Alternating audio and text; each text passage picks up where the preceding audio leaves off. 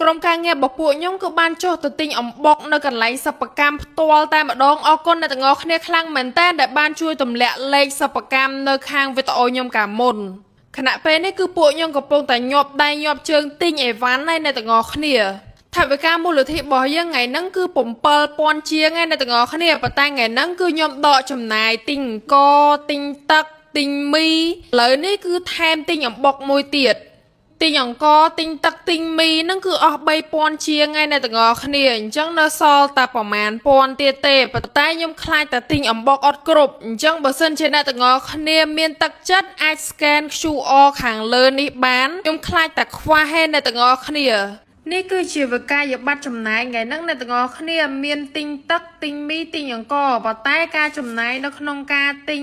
អំបុកគឺខ្ញុំអត់ទាន់បានបោកចូលទេខ្ញុំខ្លាចតែខ្វះទេអញ្ចឹងបើសិនជាអ្នកទាំងអស់គ្នាមានទឹកចិត្តអ្នកទាំងអស់គ្នាអាច scan QR មូលនិធិខ្ញុំនេះបាន